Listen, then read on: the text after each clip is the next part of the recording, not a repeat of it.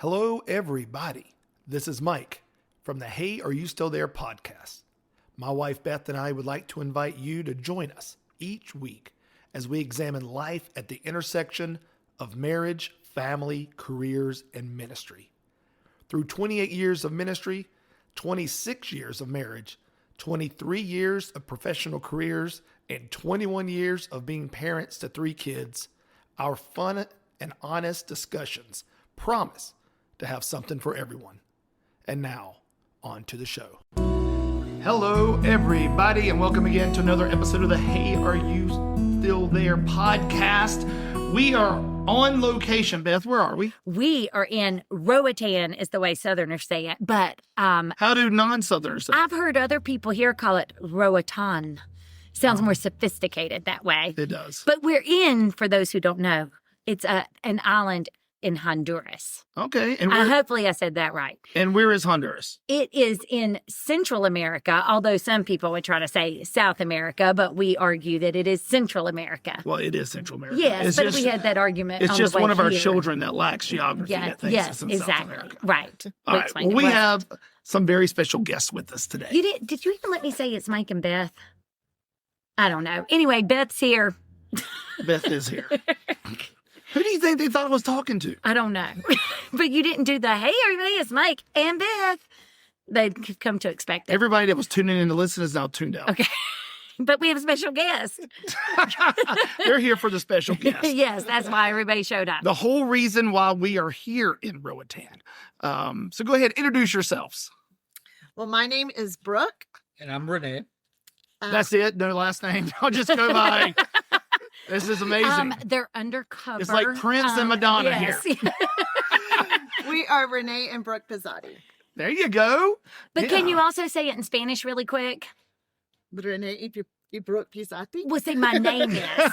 You know. Me llamo. Me llamo Brooke. Yes. Oh, mi nombre es René Pisati. There you go. That's There what we we're go. talking about. Because people speak Spanish here, and they'll tell us other languages too. But that's why that's important. Well, most people, but you and I. Yes, I can do Southern Olas. Yeah. Yeah. So we're here with Renee and Brooke, and they are missionaries here in Roatan, and they've been in Honduras for quite a while. We just wanted to talk to them and hear their story, have them share their story with you guys, hear a little bit about their incredible ministry here in Roatan. It might be something that you might want to come down and serve at, have your church come and serve at. If you're a college kid or even a upper high school kid, come and intern at. I mean, they have some amazing ministry opportunities here, and I'm excited to find out all about them. We've had an amazing time, and so I think that it would be something people would really be interested in coming. And even if you're someone who can't come, I think you'll hear some ways that you can follow along with the ministry they're doing, and you can always think about ways that you might be able to support some of the outreach and the things that they're involved in. Yes. Money. Yes, that's a big one. Missions needs money. I will ask for them so they don't have to. Yes, so sometimes every you missionary can send does. things with a team coming, but things cost money too. Yes. But money's helpful, very helpful, very important. So obviously you guys got into missions for the money, because that's right. I mean, that's what we do, right? I mean, no, there can't be much money in that, right? There's not. And so you're doing this out of the love of your heart, out of the love for Jesus, and you're here. Let's just start off with the very beginning. How did you two guys meet? Well, we were both college students at a little college in the upper part of South Carolina called North Greenville College at the time. Now it's North Greenville University. I was a senior in college. Renee at the time was also about mid-year, middle of the way in college. He was an international student that was studying there. So he was very exotic. Oh, very. Yes. And truthfully, the way we actually met each other, even though we have friends that say they introduced us to one another before this, we don't remember any of that. But he recruited, I have twin brothers, and those, I mean, these are like really big, burly redneck guys. Okay. And I was a I senior hope they don't listen at to this college. podcast. Yeah. They'll be very upset with their We, sister. we apologize. We love burly redneck guys on this podcast. We do. We love them. They're my brothers. But it's truth. And so, like, I was a senior in college and they were freshmen. And this was a small Christian college where they had this rule where guys could not cross over the curb to the girls' dorms and vice versa. So my brothers would come to the parking lot beside my dorm room and throw pennies at my window to get my attention so I could walk out and talk to them because they couldn't come inside.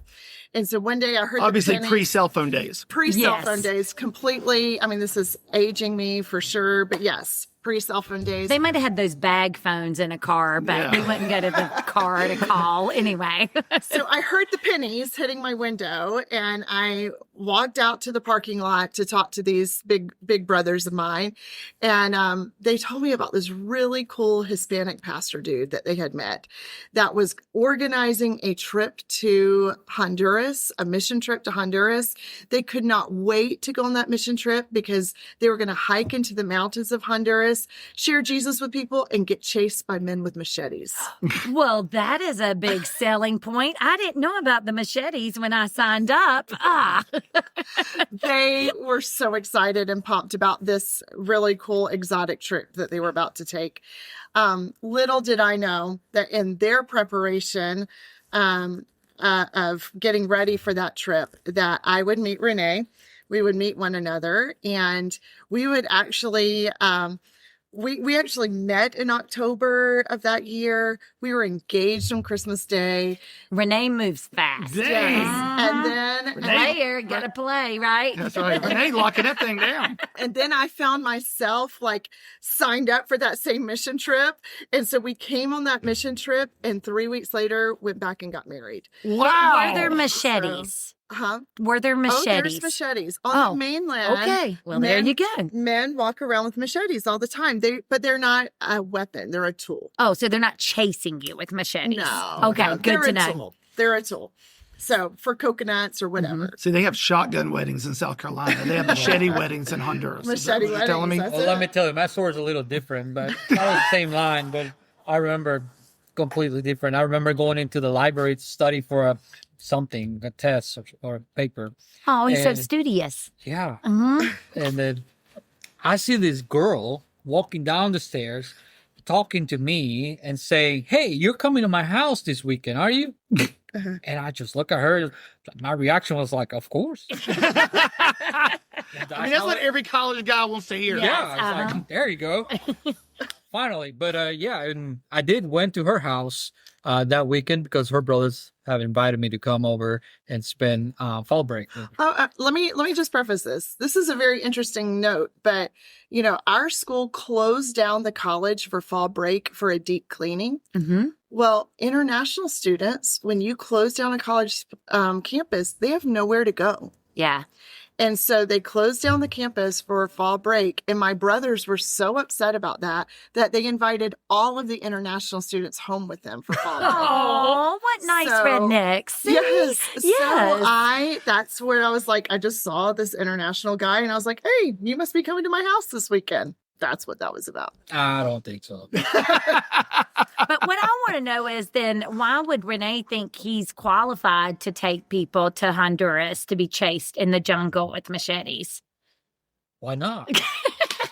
Well, I grew up in Honduras. I was about to say, I you're was like, international for a reason. Yes. Yeah. Uh-huh. I grew up in Honduras, and I started working at an early age as a translator for mission teams. And I had different mentors, missionaries that helped me to learn more about leading groups into the mountains and do different service projects, building houses. So when I got to the school in the States, I was naturally drawn to do the same thing, invite others to come to my country and serve and help, and so many needs here in Honduras. And I will say, as far as our relationship goes, the Lord had already called me to missions before I ever met Renee. There was a chapel service at the college I attended, and I don't remember who the speaker was that day or even the worship songs that were sung. But I know that the Spirit of God began to speak to my heart, and there became a wrestling inside of me. I remember wrestling all through the day, and it was more like weighing the cost of what a yes to that might look like. But at the end of the day, it was a very simple prayer of, God, I really don't know exactly what you're asking me to do, and I don't know where you're asking me to go or what I'm going to be doing. But my answer to you is yes. Here I am. Use me how you want. Send me where you want. And so when Renee and I did meet, he was very upfront with me from the beginning that he knew he was only in the States for a season to study there, but he knew that God had called him to come back to his home country of Honduras and plant churches and minister to the needs of the poor, work with the orphans and the widows. And so I knew when I said yes to him, I was not just saying yes to a lifetime mate, but I was also saying yes to a lifetime of missionary service overseas. That's really cool. That is. That's fascinating. That's awesome. So you guys went on the trip, came back, got married. Yeah. And then how long was it before you guys actually moved to Honduras? 2 years. 2 years. Okay. So 2 years later, you're back in Honduras. Not On in the mainland. Yeah, not in Roatan, but on the mainland. That's right. So you got back to the mainland Honduras, and how did ministry start? Renee's parents were actually on the board of a children's home in the western part of Honduras. And they were having some trouble with the directors of that children's home, and they were looking for someone that could come in and kind of be an interim director. And so they reached out to us. We were still living in the States at the time, and they just asked us, would you, do you know of anybody that would be interested in fulfilling this position? And we actually had several names that popped to our mind. We went to a school that was really big on missions, and we knew a lot of our friends that felt drawn to missions overseas. And we interviewed several couples for that position. Yeah. And we just, would call them up and say, hey, are you interested in this? But as we were making those phone calls, God began to work in our hearts too. We knew we had gotten married on that premises of one day we would wind up in Honduras. And it kind of became the question of, why not us? Why not now? I feel like God was telling me, why are you asking people to do something that you're not willing to do? Yeah. And that really started to push me and to search my heart and see, God, am I willing to answer the call too? So we wound up saying yes to that position when I was 8 months pregnant with our first child. Oh, wow. That's an easy time to move. And, I look back, there's a fine line between faith and foolishness. Yes. I wonder how many times we've crossed that line. Did you at least stay in the States until we had our baby in born? the States, and then we applied for a passport and made sure that her ears were good for travel. And we moved July 7th, 20 years ago this year. Oh, wow. Yeah, our baby was 3 months old. Our baby was 3 months old when we moved, and we began to serve here during that time. We fulfilled that interim position there, and it was at the children's home where both of us, I would just say collectively, we have a heart for orphan children, and we were serving and loving these kids the best we could. But in the middle of that, we were trying to oversee their education and their food and their clothing and all the things. But we also we were responsible for their spiritual well-being and making sure that we were sharing Christ with them as well. And so we had a chapel service every Sunday. And Renee began to preach in that chapel service. And he was like, it was a captive audience, like they couldn't go anywhere. So it was his first congregation, couldn't go anywhere. On a side note, the first time I started preaching was in a nursing home. So it's Same the same thing. It was a captive audience. They can't get out. They can't get out. And, so that was really our first church. But, I would say it started as a chapel service. And then we began to realize there wasn't another church anywhere in the area, in our community. And one of the things really interesting about children that grow up in a children's home is if you're not careful, they can become very entitled.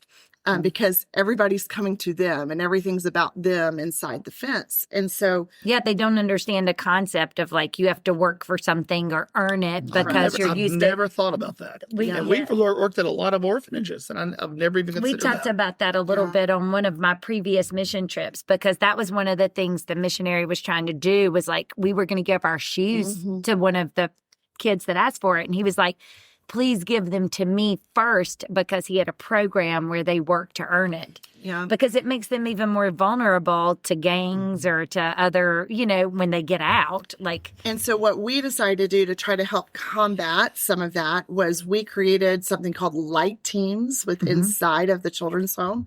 So we formed groups of kids into smaller groups, and they would come to my house and we would bake cookies together, and we would go out into the community together for them to share those cookies and do their own home visits and get to meet people and then invite them to come to their church on Sundays.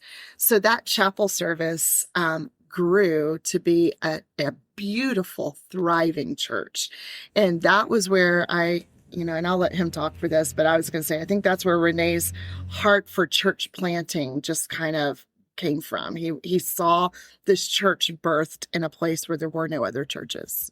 Definitely was able to see the harvest that day, the time during that season, and the harvest was plenty, and people were hungry from the Lord. They were needy, and but they needed to hear the gospel, feel His love. So we went out in the communities and we filled up our pickup trucks, probably more than what we should, but then we had a little bus start bringing more people, and it was just beautiful. Can I interject? So the Honduran philosophy here is there's always room for one more. I like that. No matter how full you are, there's always room for one more. So I'm talking pickup trucks with like 35 people In the bed of the truck as well as in the cab. To be able to do that, you have to stand up and you become sardines. But I guess the good thing is if you're packed in that tight, it makes it harder to bounce out. That's true. That is true. Yeah. I would just think you don't want to be on the outside. Yeah, exactly. There's definitely safety on the inside. And what's beautiful about that is it's organic. I mean, it's definitely something that wasn't. You didn't come down here with a blueprint of this is the formula I'm going to use. I'm going to plant a church. I'm going to do it. And there's so many church planters that do, and they get frustrated when it doesn't go right. And that's or why they try to follow a textbook of what someone else has done. That happens and that's why too. 90% of church plants fail. But yours, it sounds like, succeeded because the whole time you were just like, God, this is yours. You show me what you want me to do, and I'll go do it. It was so powerful time. We didn't have the church planting books or the training, but we just that was probably for the best. Yeah, we just gathered people. We started praying for each other.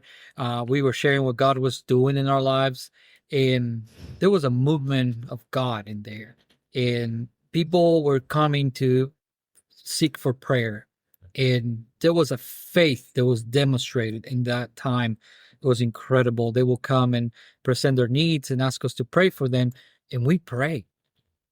And they will come back weeks later and share a story how God answered those prayers.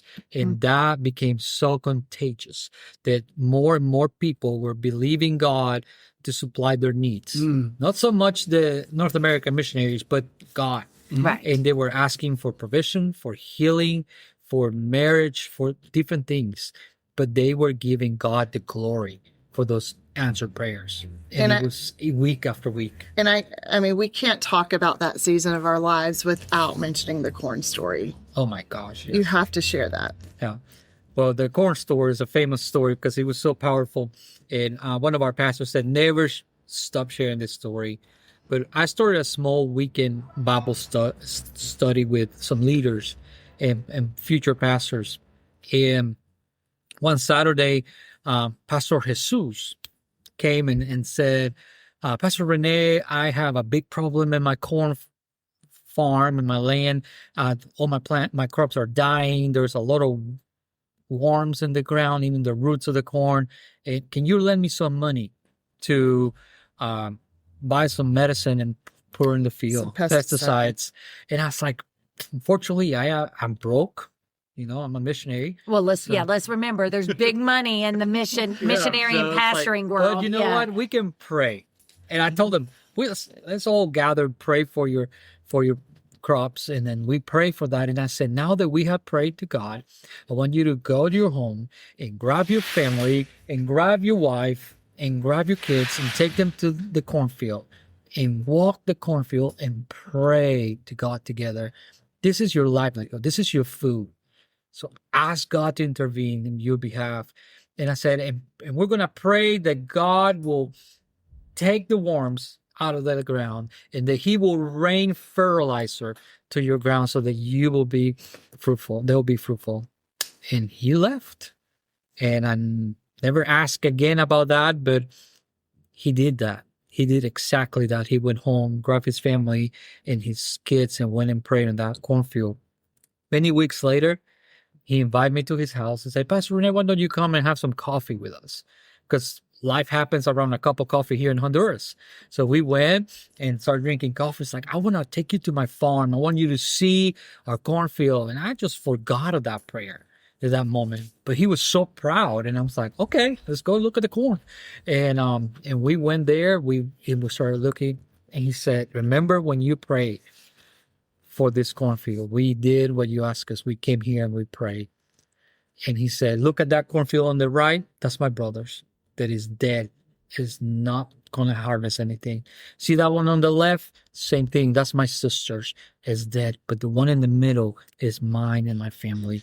And I looked at it and it was the most beautiful corn, green, tall, and fruitful. God has spared his family that year at his cornfield. That year, he produced more corn than any other year before. And he has so much corn that he was able to provide for his family members, for his brother and his sister that didn't get a harvest. That sounds like a story out of the Bible. It does. I mean, I'm telling you, that sounds like something that you would read about. Where God says, go do this. And then when the person's faithful, God blesses it. I think the other part that was just so powerful to me. I mean, I remember, I'll never forget that day because, I mean, his patch was in the middle, surrounded by dead corn, but his was fruitful and green. Now, is that in the book? It is. All right, we're going to get to this book. Yes. And that's awesome. I'm glad it was in there. I remember telling him, well, now you got to be faithful and grateful and tell this story in church next Sunday.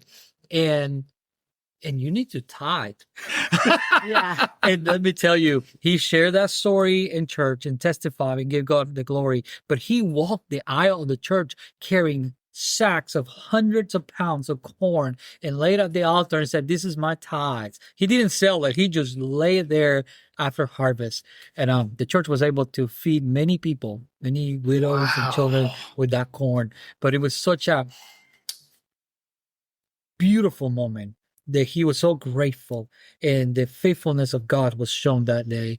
And many people believe, and many people started to trust in the power of prayer and coming and to the Lord through that. So it was just amazing. What a story. Yeah, that's amazing. Wow. So, I mean, when you're experiencing ministry like that, you never leave it. No. So you're still there, right? I mean, you're still at the children's home and still pastoring that church, right? No. No. You eventually made it That here. was the first church plant. By the grace of God, we have gotten to be a part of multiple church plants across Honduras that are still existing, that have wonderful leaders that are leading those churches, that are still thriving and sharing the word of God in their communities. So you guys went there to help be interim children's home directors, spent roughly 15 years on the mainland and planted multiple churches. Yep. And now you're in Roatan. And now we're in Roatan. How did you get to Roatan? What took you from the mainland to here? Well, this is, I call it our third missionary journey. Each one lasts like 6 to 7 years. And we're in different regions of the country. We were in the west part of the mountains of Honduras. Then we went to the east, southeast, and now God pointed north. And the north was the islands. For years, we came here to Roatan, and I always was intrigued to what God was doing here. And never had the opportunity to do ministry here. And after we planted the last church in the mainland, we felt like God was leading us to the island. So we packed everything, got on a boat, and sailed here. Now, ministering here must be a little, well, I don't know. I can't speak for it, but there are a lot of different cultures here. And I don't know that it's necessarily like that on the mainland, but some of the indigenous people that from the Czech Republic, big shout out to the Czechoslovakia, but the Czech Republic, we also did a podcast about them. But just lots of different types of people, expats from like the US that are here. So it's different. I always thought that this would be an incredible place to reach the world. And I said that because we have met people from literally everywhere in the world, from Europe, from Asia, Africa, South America, North America. They're all here. You can find them. And as we go around, we make relationships with people from all over the world. Yeah. And, here, Roatan has so many boats that leave out of our ports here. Many of them are carrying cargo to the Middle East. We have boats that are cruise ship boats that come in with people from all over. Part of our dream when we created Legacy was to create a mission organization, sending agency for Hondurans. There's a lot of mission agencies out there. Most of them come from the North American realm, and they are trying to equip, the white people and the North American people to go into other countries. But guess what? That same Great Commission exists for our Honduran friends as well. And we have just been able to meet so many Hondurans through the years, starting with my husband here, but so many who just have a heart for missions and they want to go and to other international places and serve. And so part of our creation of Legacy was to build a sending agency and platform that could be beneficial for them to be able to do that. And so when God showed us the islands to come to, and we did some vision trips here at Roatan, we kept thinking, what an incredible place for anybody really who is training to go overseas in missions to get their feet wet right here on the island, to be able to learn to relate to different cultures that exist right here around us, to get that training background before they go move and launch overseas somewhere. And what a radical idea. I mean, I think Western culture, and especially the States, churches, missionaries there can get it in their head that it's our job to save the world. The white savior complex, kind of. And you guys have you're taking the command of Jesus to go to Jerusalem, and just branch out, to all the corners of the earth, starting where you're at. And so it's about coming. I mean, I've never heard of another country having a missionary mindset, finding an organization. There probably are, but to be able to say, I want to equip the people of this country, not to just receive missions, but to take the Great Commission to serve here.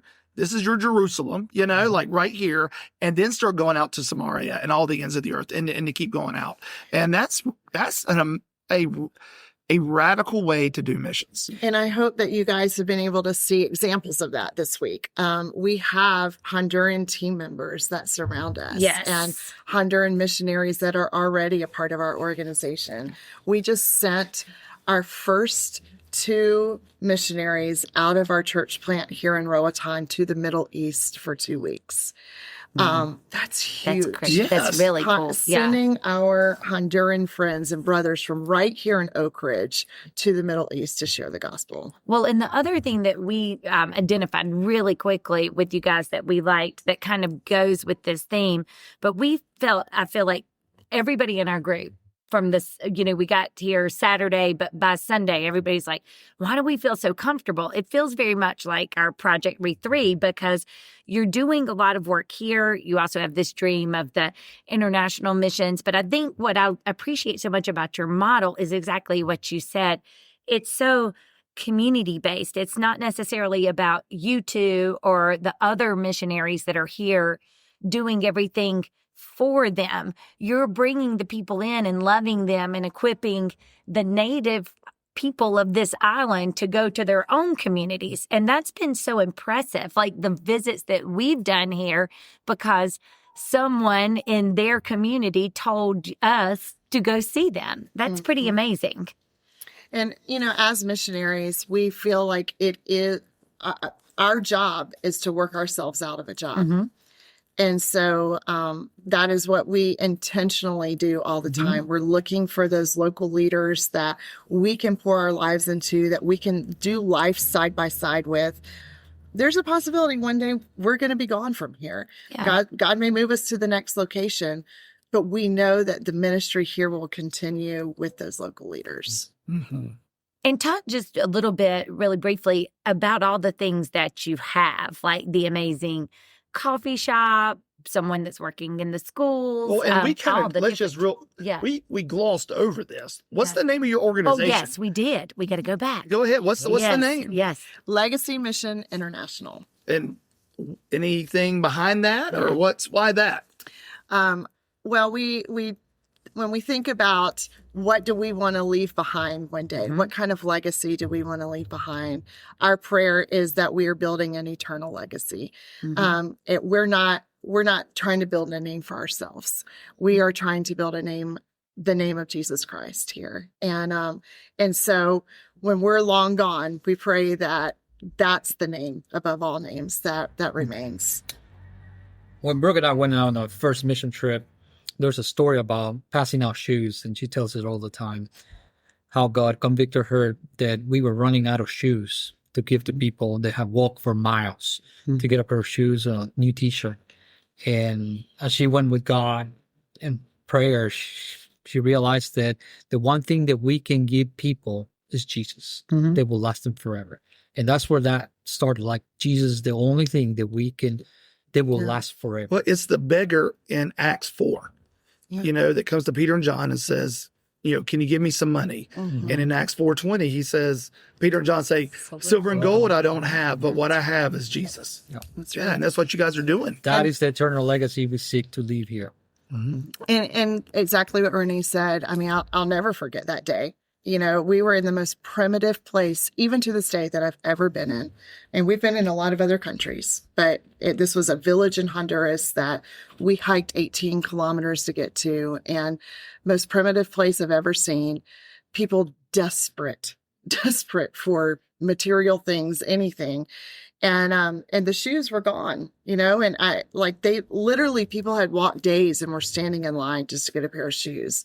And that broke me. How am I supposed to look at them in the face and say, I don't have any shoes to give you? But exactly what Renee said. God spoke to my heart, and he reminded me, those rice and beans that y'all pass out, it's only going to last a few meals. The shoes, they're going to wear thin. The clothes, they're going to wear out. But if you tell them about me, I'm going to be with them all eternity. Yeah. Well, and I think, too, there's the eternal legacy, but even here on earth, the generational curses, essentially, that are being broken because you are finding people and sharing that love. And we've seen so many, these are strong and tight family units where large families are living together. So when the grandmother or the dad, when their life is transformed, that is radically changing the lives of the children who are also then coming here for the kids' camps and things. So you just think about the trickle-down effect, essentially, that you're having with that legacy. Yeah. So now going back to Beth's question. Sorry. that was fine. Yeah. I mean, that was, but to bounce back to your question, what are you guys, what's the 30,000 foot flyover? What are you guys involved in? Change lives. God gave us a vision for this location, for the Legacy Center. We wanted this place to be a safe place where people can come, feel safe, feel love, and that we can build relationships and their lives can be transformed by the power of His love. And so we try to reach the 7 pillars of society, and that is family, government, faith, sports, business, education, health. So we try to infiltrate all 7 pillars, all those 7 areas of society with believers that will share the gospel, they will show Jesus in different ways. So through that principals, we have been able to work with the county office with develop a medical clinic.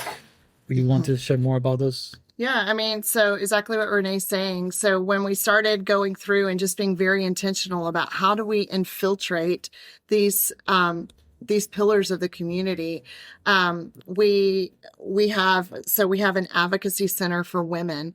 One of the big issues here on the island is that many women find themselves in oppressive situations. Sometimes that's domestic violence situations. Sometimes that's human trafficking situations. But we've had some missionaries that have worked really hard to establish that safe place for them to come, that office where they can come and receive help. And it's become so effective that even the local courthouse recognizes our office for what it does and who it is. We've received phone calls from the judge to say, hey, I have this case of this woman over here. Can you come help her? And help might literally just mean sitting with her and walking with her through the next legal steps she needs to take. It might mean helping her find a safe place to go. More oftentimes than not, in that particular ministry, it has been the realization of a lady wants to get out of her situation. Most of the time she has children she's responsible for. She's trying to protect them. She's trying to do the right thing, but she doesn't financially, she can't do that. And so a big part of what happened here was finding ways to empower those women so that they could make their own income. So sewing classes started here. We've graduated multiple classes of women now from sewing to the point where, I mean, they are some amazing seamstress out there now that are making their own income. We also had a company out of Oklahoma come and train some ladies on how to make earrings. And they have provided a full salary for those ladies now. 3 ladies that were, trapped in situations that now have salaries where they were empowered to make choices different for their kids. And as an aside, our group was able to buy some of those amazing earrings and learned how much work they put in love is put into each of those earrings. Yeah. We've also done, as Renee mentioned, we have a clinic, a medical clinic. It was one of the first medical clinics on the whole east side of the island. And healthcare is important. Mm-hmm. And so having a place that's affordable that people can come to and get basic care and receive the medicine that they need while also hearing about the Lord at the same time. We also started a church plant, and I'll let Renee tell you more about that. But it was, we saw a need here where so many of our families that we were running into were just like my husband and I, where there was a Honduran or a Spanish speaker and an English speaker, and they had no place that they could go to worship because churches here were either English speaking or Spanish speaking. And so we decided to launch a church that was bilingual, and the number of families that has gotten to reach now has just been incredible. We started an after-school program for children, mostly at-risk children that don't receive the structure at home that you would want them to have, or even many of them whose basic needs are not even being met, but to be able to provide a place where they can come and feel loved and safe and receive mentorship. We've done many programs for addiction here on the island, including Celebrate Recovery and Celebration Place. We have, help me out, the whole cultural aspect of society. When you hear Honduras and you think of culture, it is soccer. And years ago, there used to be some soccer teams that existed here on this side of the island, but for years, no one had picked that up and done it. And so Legacy started its own soccer league. We have over 120 kids that are involved in that now, but multiple days of the week, it gives them places to go and practice and be out on the field. And when they're on the soccer field, they're not getting into trouble. And it's just a wonderful opportunity to, again, investing in their lives and being a part of their lives in a healthy way. Well, I mean, you guys have got so much, and I still feel like you're just scratching the surface. Yeah. I mean, we are literally sitting in a library right now. And what did you tell me? It's one of, if not the largest library on the island. Yeah. I mean, which is crazy. Like it's sitting here in y'all's place. I mean, just so many things this week I've just been blown away by that you guys are involved in. It is absolutely inspiring. And you're right. We hadn't even heard about the church. And now you have this bilingual church. We went to the worship service on Sunday. I've never been to a service like this before where, they said it's a 2-hour service. Right. And I was like, good. Yeah. Like we don't have 2-hour services, at our church, but it's because everything is repeated. If it's in English, it's repeated again in Spanish, like right afterwards. So it's really a 1-hour service, just as doubled in time because you're meeting the needs of 2 different people groups, and everyone there loves it, and it was so beautiful. And even the people translating, we talked about this, are so engaging, and you can even if someone I can't speak any Spanish, but even when someone was translating the Spanish portions, they weren't like robotic. They were so engaging that oftentimes you could feel the emotion of what was happening, which was really neat. So how's that been? Like, It's been amazing because part of our goal was to reach the different people groups. And there's a big gap in all between them in separation. If not A lot of racism. racism. They didn't like each other. So it's beautiful to see people worshiping God in 2 languages. And we got Mosquito people group with Garifuna people group, where we talk about the Czechs. We got the expats from the States, from Europe. We have the native Honduran Spanish, and then the British descent here in the islands. So they all speak different languages, but Spanish and English are the common languages, and they both come together to the same building. They love each other. They share stories. They drink coffee, and they worship God. And it's amazing because you don't see that outside. And I was going to say, I mean, the gospel tears down those walls. yeah. And to be able to see people come together united under him has been a beautiful thing. Yeah, it's just something wonderful. And the beauty of the church, how it was born, is that 90% of the people in the church came because somebody loved them in one of the other ministries, in the clinic, in the soccer field, in the sewing classes, maybe in a door-to-door visitation or building a construction project. Many children Many kids, that we met parents through the children's program. or in the schools. We are in 5 different schools in this area where we get to share devotions and train the teachers. And these are public It's very schools. These different are than the very United not States. Christian schools. These are public schools. Public schools, yes. Wow. And we are in the classrooms every week and minister to the teachers and the students. And so it's just something marvelous that God has allowed us to be a part of. And what's crazy is you've done all this in 5 years. I mean, you just started in 2020 and you have already built a legacy. You've done what your name says. Like there is a trust. I mean, I've been out around this community all week long. I mean, there is a trust and a respect and a reverence for legacy here that, like you said, from the school system, from the government, from the residents here. And you guys are trusted, and that means the world. You people are going to love Jesus and want to know about Jesus because they trust you. And you guys have done a really good job of loving well. And this has been an absolutely incredible journey this week. Just to, we've been on a million mission trips. And so we've done stuff, but at the level of love and in the name of Jesus, I've never worked with another organization that I am more proud of than I am you guys.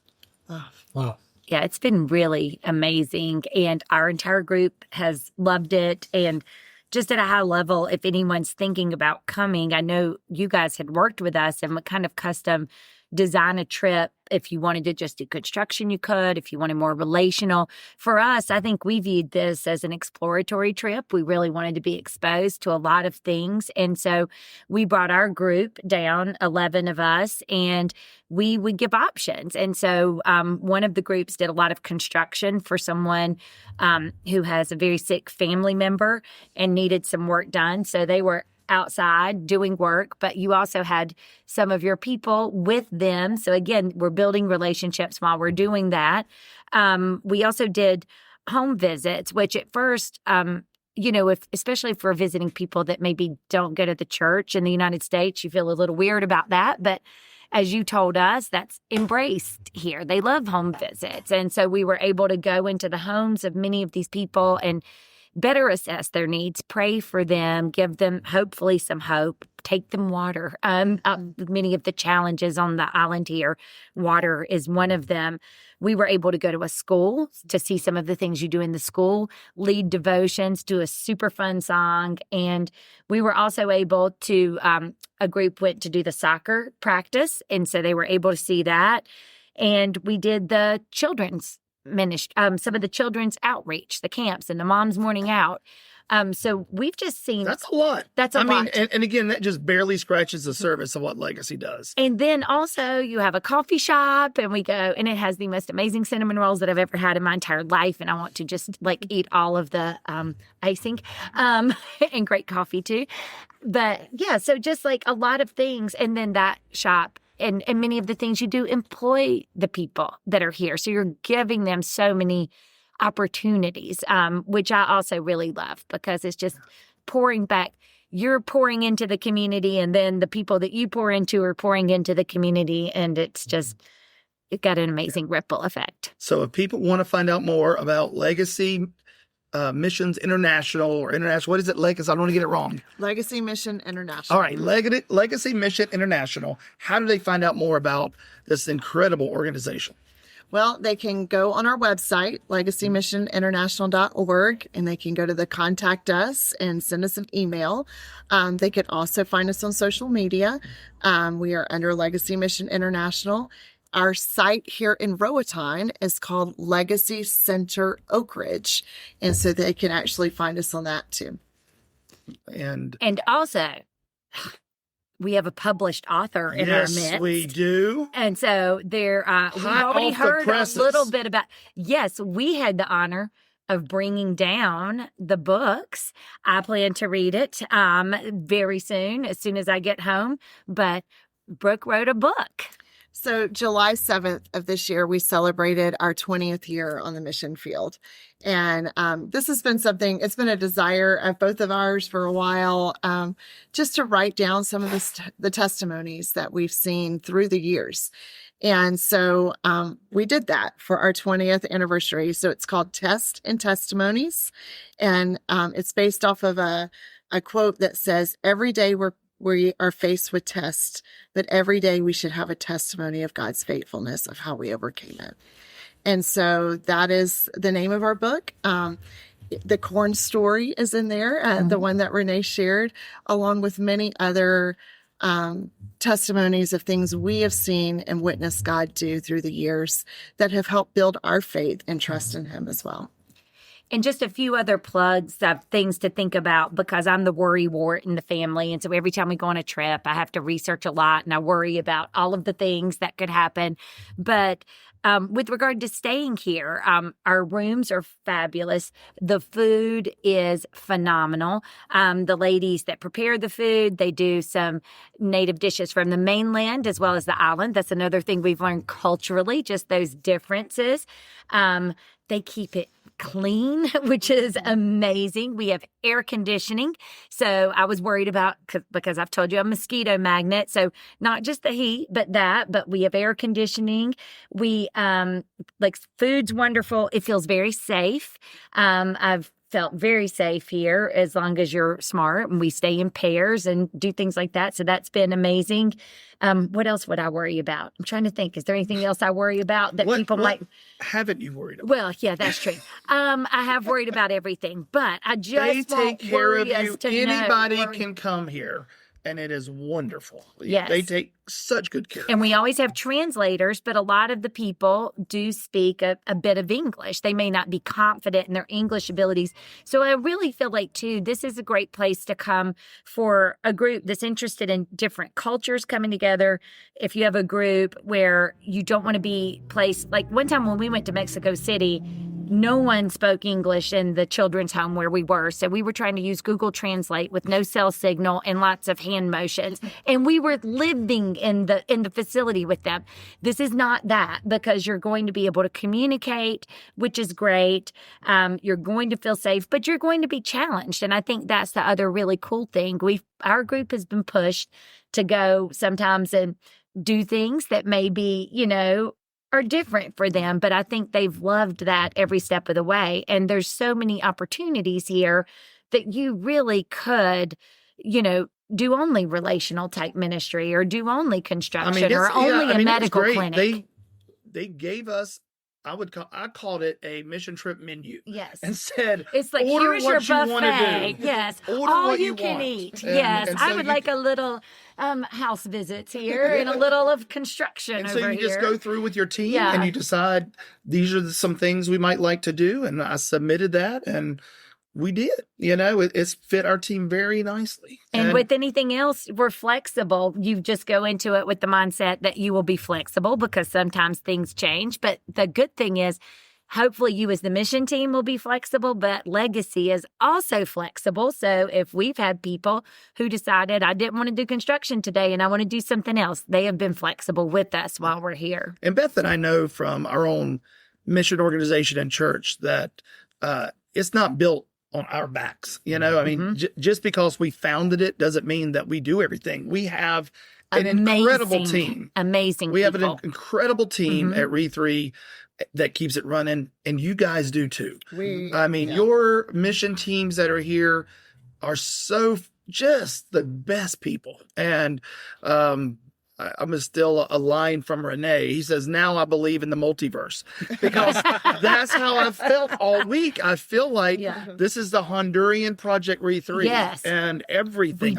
It's like when you see your doppelganger, when you're out and they're like, "Oh, Beth, even our youngest sons are the same." Yes. They have the same hair when they were, and they love the same thing. Critters, all kinds of critters. Yes. And so, So I cannot recommend this highly enough. And so if you're looking for a mission organization to be a part of, want to either send a team, donate supplies or money to, please send it here. They need it. They put it to good use. And we've seen that they're good stewards of the money that they have, which is another thing. I should have thrown that in. Sometimes I feel like you don't know where your money's going. I felt definitely here. You see the fruits of it. You can see that the money is truly going to the places that they say that. I feel like they charged us too little. That was going to honestly be one of my suggestions. Well, we can work on that. Yes. You need to raise your It'll rates. be just our group. It's going to be like paying for college. Yeah. Well, Re3 is going to pay more than everybody else. No, I'm saying in 2026, let's just bump it up a little. Yeah. Y'all need to, for what y'all provide, is worth every penny and more. And so, anyway, check out, we'll have the links on the podcast. So when you go to the podcast page, either our website, Hey, Are You Still There? The Facebook page, anywhere that you're listening to the podcast at, Spotify, Apple, whatever, there will be links at the bottom of the description. We will have links to Legacy. We will have links to Brooke's book. Yes. Go out and buy this, make this the #1 bestseller. I may even be able to get signed copies at some point if we need those. That would be amazing. Oh, and photos of the author. Yes. Yes, I could do that too. We could do that. I have a few. Yes.